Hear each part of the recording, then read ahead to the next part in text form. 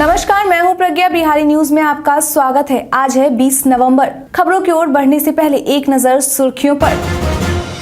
BPSC Patna ने 281 रिक्तियों के लिए 68वीं संयुक्त प्रारंभिक परीक्षा का नोटिफिकेशन जारी किया। सीतामढ़ी में विश्व की सबसे बड़ी माता सीता की प्रतिमा का होगा निर्माण। बिहार की शान जर्दालू विदेशियों को लुभाने की तैयारी। 10वीं पास आईटीआई छात्र सीधे ग्रेजुएशन में ले नामांकन। आज बे ओवल में भारत बनाम न्यूजीलैंड दूसरा T20। अब चलिए बढ़ते हैं बिहार के अब तक की 25 बड़ी खबरों की ओर विस्तार से। बीपीएससी पटना ने 281 रिक्तियों के लिए 68वीं संयुक्त प्रारंभिक परीक्षा का नोटिफिकेशन जारी किया। बिहार पब्लिक सर्विस कमीशन ने बिहार सरकार के विभिन्न विभागों में विभिन्न पदों के कुल मिलाकर 281 रिक्तियों पर भर्ती के लिए 68वीं संयुक्त प्रारंभिक परीक्षा का नोटिफिकेशन जारी किया है। इन पदों के लिए अगर शैक्षणिक योग्यता की बात की जाए तो आवेदक को ग्रेजुएट डिग्री पास होना चाहिए। फायर ऑफिसर के पद के लिए फायर, मैकेनिकल या ऑटोमोबाइल इंजीनियरिंग में बैचलर डिग्री पास होनी चाहिए। इसके अतिरिक्त कुछ पदों के लिए हाइट और चेस्ट की आवश्यकता माप होनी चाहिए। इच्छुक और योग्य उम्मीदवार इस वैकेंसी नोटिस से जुड़ी हुई समस्त जरूरी जानकारी और आवेदन करने के लिए इस वीडियो के इसी पेज पर नीचे डिस्क्रिप्शन बॉक्स में दिए गए वेब लिंक पर जरूर क्लिक करें। ऑनलाइन आवेदन की तारीख 25 नवंबर से 20 दिसंबर 2022 तक है। विस्तृत जानकारी के लिए आप ऑफिशियल वेबसाइट www.bpsc.bih.nic.in पर जाकर चेक कर सकते हैं। सीतामढ़ी में विश्व की सबसे बड़ी माता सीता की प्रतिमा का होगा निर्माण। बिहार के सीतामढ़ी में रामायण रिसर्च काउंसिल के तत्वाधान के द्वारा विश्व के सबसे बड़ी माता सीता की प्रतिमा की स्थापना की तैयारियां जोरों से की जा रही है, जिसकी ऊंचाई 251 फीट होगी और इसका स्थापना डुमरा के राघोपुर बखरी में की जाएगी। बता दें कि काउंसिल को इस प्रतिमा को स्थापित करने के लिए राघोपुर बखरी के द्वारा कुल 18 एकड़ 40 डेसिमल भूमि दान दी गई है। वहीं भविष्य में इसके विस्तार के लिए आसपास के किसानों के द्वारा भी काउंसिल को जमीन देने के लिए 6 एकड़ की भूमि पर अग्रीमेंट कर दी गई है। सांसद के द्वारा दी गई जानकारी के अनुसार इस स्थल के आसपास की कुल 33.86 एकड़ भूमि की रजिस्ट्री शुल्क माफ हो सके, इसके लिए बिहार सरकार को प्रस्ताव भेज दिया गया है, जिस पर स्वीकृति मिलने के बाद वित्त विभाग भेज दिया जाएगा। 10वीं पास आईटीआई छात्र सीधे ग्रेजुएशन में ले नामांकन। बिहार के वैसे छात्र जिन्होंने 10वीं पास कर आईटीआई में कर रहे हैं उनके लिए खुशखबरी है। बता दें कि वैसे छात्र अब सीधे स्नातक में दाखिला ले सकते हैं। इस बात की जानकारी राज्यपाल के प्रधान सचिव आरएल चोंगतू के द्वारा राज्य के सभी कुलपतियों को पत्र भेजकर दिया गया है और जल्द से जल्द इसे लागू करने का निर्देश भी दिया गया है। हालांकि शिक्षा विभाग की ओर से इस बारे में पहले ही आदेश जारी कर दिया गया था, लेकिन विश्वविद्यालय प्रशासन के द्वारा यह कहते हुए इस निर्णय को मानने से इनकार कर दिया जाता था कि राजभवन की ओर से ऐसा कोई आदेश जारी नहीं किया गया है। बता दें कि आईटीआई संचालकों की ओर से 2020 में ही शिक्षा विभाग को ज्ञापन दिया गया था, जिसके बाद शिक्षा विभाग की ओर से 2021 में राजभवन को लिखी सूचना दी गई। उसी पत्र के आलोक में राजभवन की ओर से चिट्ठी जारी कर सभी विश्वविद्यालय को निर्देश दिया गया है कि 10वीं पास करने के बाद आईटीआई करने वाले छात्रों को नामांकन ग्रेजुएशन के लिए लिया जाए। हर जिला मुख्यालय में सिमुलतला मॉडल का होगा एक स्कूल। विकास भवन स्थित सचिवालय में संवाददाताओं से चर्चा करने के दौरान शिक्षा मंत्री प्रोफेसर चंद्रशेखर के द्वारा कहा गया है कि गुणवत्ता में सुधार हो, इसके लिए बिहार के हर एक जिले में एक ऐसा स्कूल का निर्माण किया जाएगा जो कि सिमुलतला स्कूल के मॉडल पर आधारित होगा। उन्होंने कहा कि इसके लिए जल्द ही कवायद शुरू कर दी जाएगी। सिमुलतला स्कूल ने कई टॉपर्स दिए हैं। ऐसे समय ऐसा था कि इस स्कूल का अंतर्राष्ट्रीय गणित ओलंपियाड में यहाँ के पढ़ने वाले बच्चों का दबदबा था। इसके साथ ही उन्होंने कहा कि बिहार में शिक्षकों के कुल 3.38 लाख पद खाली है, जिसे भरने के लिए उतनी मात्रा में एसटीईटी और सीटीईटी पास अभ्यर्थी नहीं है। हालांकि इसके बावजूद भी शिक्षक नियोजन का 7वां चरण जल्द शुरू होगा, जिसकी तैयारी अंतिम दौर में है। वहीं वैसे अभ्यर्थी जो 3-4 साल से शिक्षक नियोजन की आस में बैठे हैं वो धीरज रखें, उनकी नियोजन प्रक्रिया हर हाल में पूरी की जाएगी। बिहारी पहचान में आज हम बात करेंगे डॉक्टर राजेंद्र प्रसाद की। डॉक्टर राजेंद्र प्रसाद को भारतीय लोकतंत्र के प्रथम राष्ट्रपति के नाम से जाना जाता है। डॉक्टर राजेंद्र प्रसाद भारत के एक सफल राजनीतिज्ञ और सफल वकील भी थे। इनका पूरा नाम राजेंद्र प्रसाद महादेव सहाय था।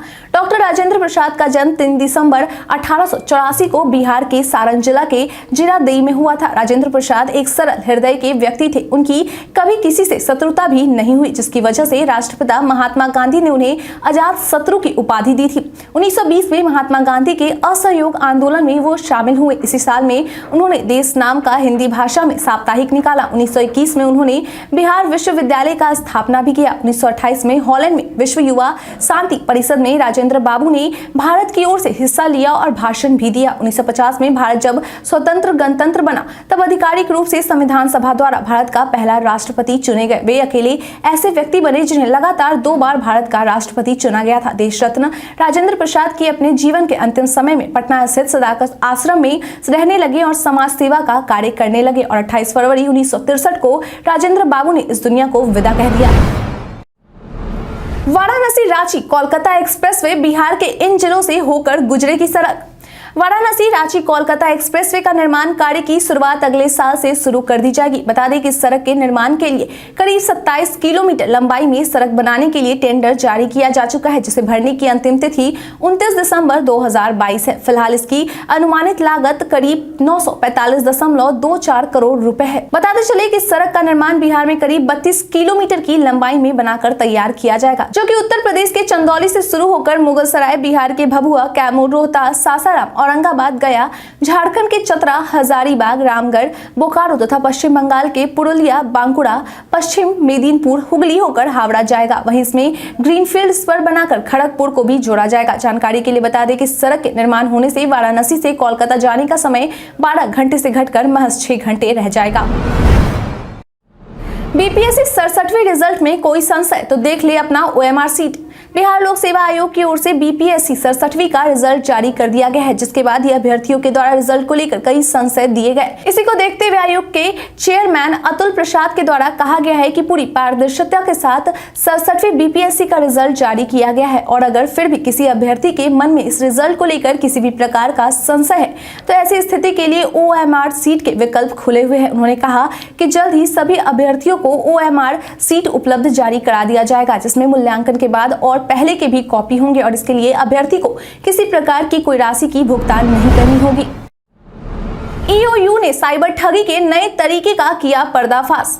साइबर ठगी के बढ़ते मामले के बीच आर्थिक अपराध इकाई के द्वारा साइबर ठगी के नए तरीके का पर्दाफाश किया गया है। बता दें कि इस नए तरीके में साइबर ठग अनजान नंबर से ऐप डाउनलोड कर अमेजॉन, फ्लिपकार्ट जैसी कंपनियों को कैशबैक की चपत लगाते हैं। इस मामले को लेकर ईओयू के द्वारा बेतिया के चनपटिया थाना अंतर्गत चौबे टोला से एक साइबर अपराधी की गिरफ्तारी की गई है, जिसका नाम पिंटू कुमार बताया जा रहा है। वहीं इस युवक की उम्र 28 वर्ष है। मिली जानकारी के अनुसार पिंटू कुमार अपने मोबाइल में ऐप क्लोनर प्रो ऐप का इस्तेमाल कर ई कॉमर्स वेबसाइट का क्लोन ऐप बनाकर डाउनलोड करता था। इसके बाद वहां ऑटो बाय ओटीपी वेबसाइट का इस्तेमाल कर किसी भी दूसरे मोबाइल नंबर को डालकर ओटीपी हासिल कर लेता था और फिर वह ई कॉमर्स की वेबसाइट पर किसी चीज की ऑर्डर कर उससे पहले मिलने वाले कैशबैक को हासिल कर लेता था।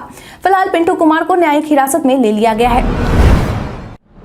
तुतरा भवानी मंदिर इस वजह से है बेहद खास। तुतराही तिलौथू से लगभग 8 किलोमीटर दक्षिण पश्चिम में पहाड़ी की घाटी में है।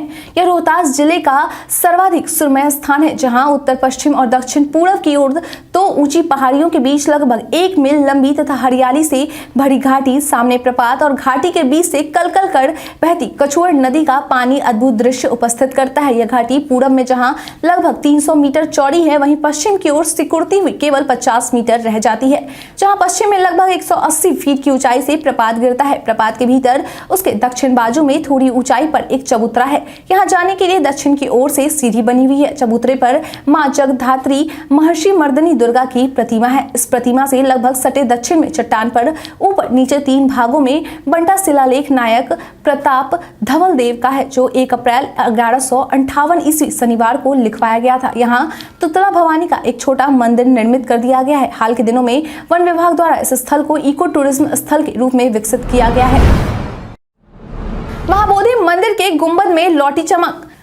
वर्ष 2013 में थाईलैंड के राजा और दानदाताओं द्वारा दान में दिया गया लगभग 290 किलो के सोने की परत को बोधगया स्थित विश्व धरोहर महाबोधि मंदिर के शीर्ष पर गुंबद में लगाया गया था, जिसे अब लगभग 5 वर्ष के बाद थाईलैंड से आए 20 इंजीनियरों व कारीगरों के दल के द्वारा चमकाया गया है। बता दें कि इसे प्रत्येक 3 वर्ष पर चमकाया जाता है, जिस वजह से इसे 2017 में साफ किया गया था। वहीं 3 साल बाद यानी कि 2020 में कोरोना की वजह से इसे साफ नहीं किया जा सका। थाईलैंड से आए 20 इंजीनियरों व कारीगरों के दल के द्वारा इसके शीर्ष पर चढ़ने के लिए एक लोहे व प्लाई की एक सीढ़ी तैयार की गई और साफ की गई। गई।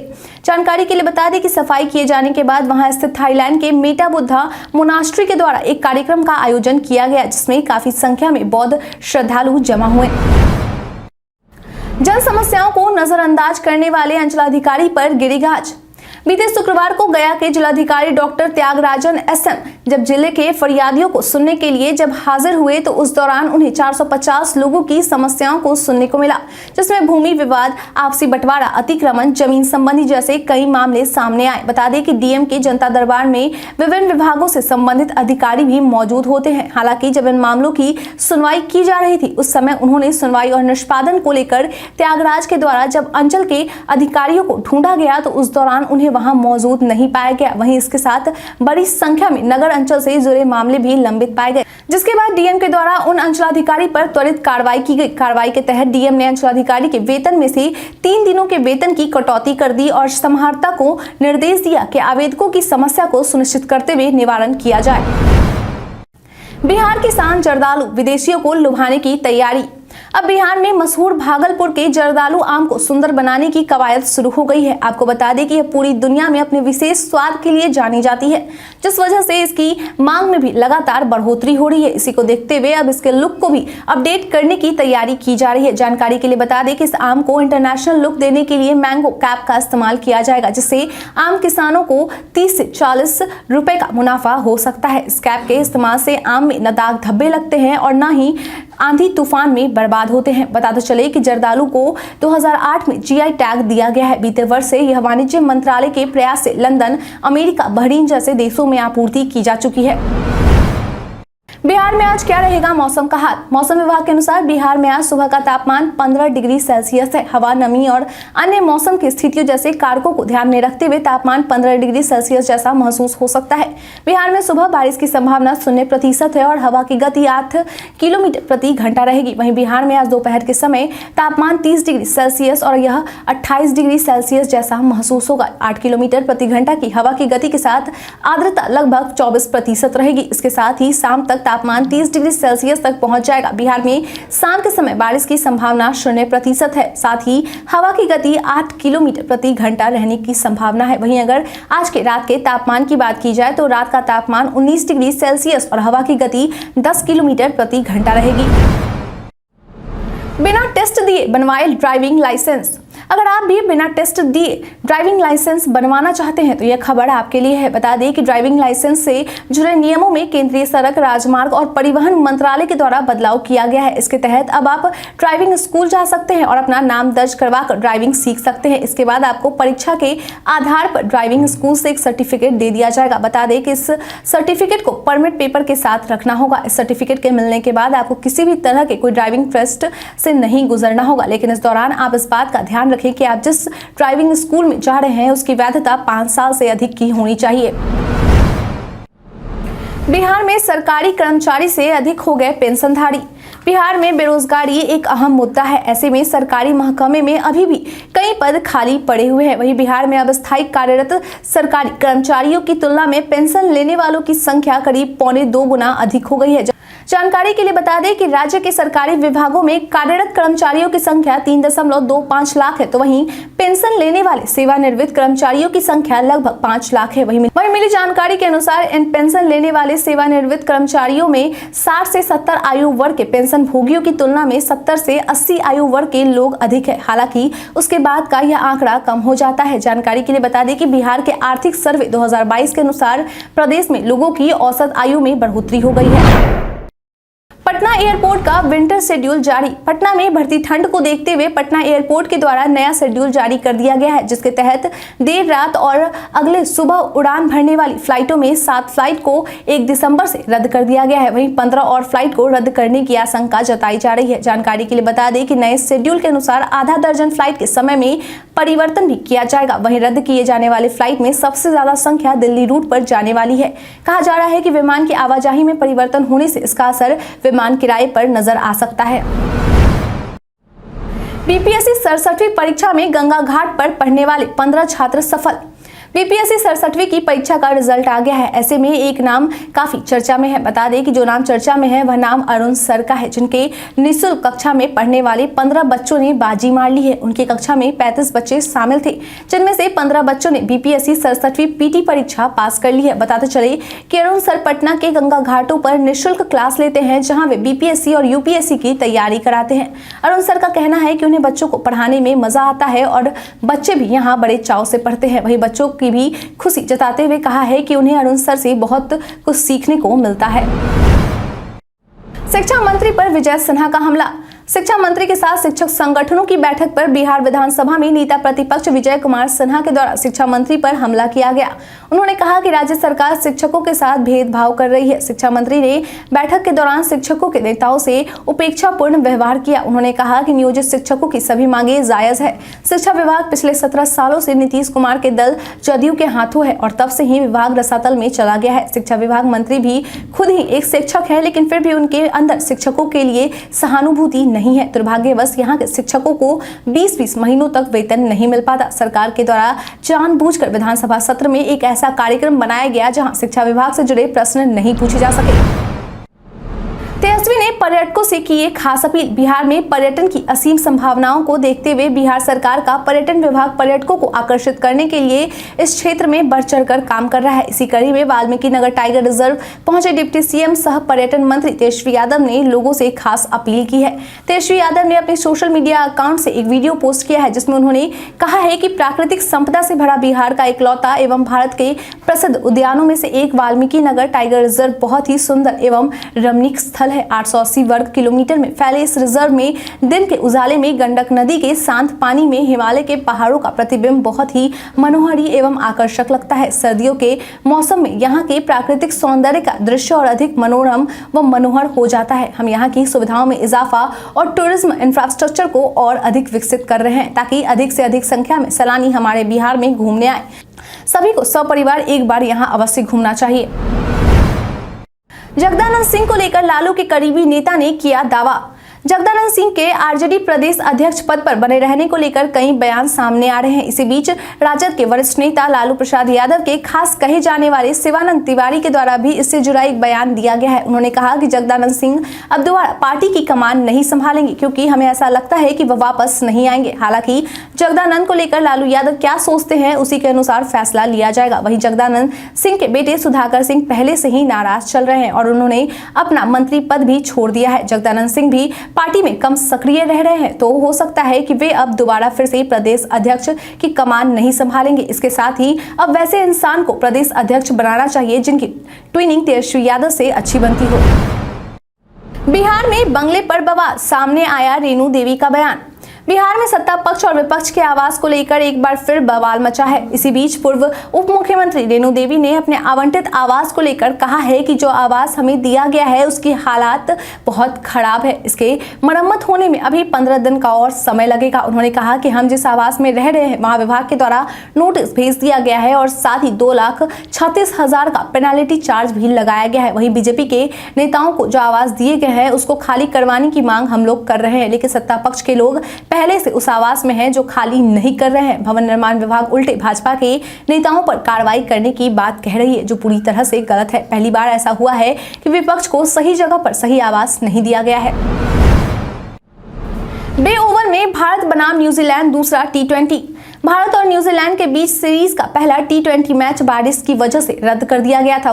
वहीं अब इस सीरीज का दूसरा मैच आज माउंटगनई के बे ओवल क्रिकेट ग्राउंड पर दोपहर 12 बजे से खेला जाएगा। बता दें कि आज का होने वाला यह मैच हाई स्कोरिंग मैच होगा। इसके साथ ही यहाँ की पिच बल्लेबाजों के लिए मददगार होगी। वहीं यह भी अनुमान लगाया जा रहा है कि पहले बल्लेबाजी करने वाली टीम 200 या उससे अधिक का स्कोर अपने नाम कर सकती है। अगर ऐसा नहीं हो पाता है तो हमेशा पहले बल्लेबाजी करने वाली टीम के जीतने का रिकॉर्ड बदल जाएगा। माना जा रहा है कि इस मैच के शुरुआत के 6 ओवर काफी अहम होंगे। इसके साथ ही एक्यूवेदर के रिपोर्ट की माने तो रविवार के दिन भी बारिश होने की 79% संभावना बताई गई है। जानकारी के लिए बता दें कि T20 सीरीज में टीम इंडिया की कप्तानी हार्दिक पांड्या के द्वारा की जा रही है।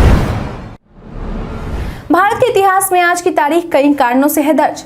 कोलकाता में बोस अनुसंधान संस्था की 1917 में स्थापना हुई। भास्कर उपग्रह को 1981 में छोड़ा गया था। माइक्रोसॉफ्ट विंडोज 1.0 1985 में जारी हुआ। जापान का 1945 में अमेरिका के समक्ष पूर्ण आत्मसमर्पण एवं द्वितीय विश्व युद्ध की समाप्ति।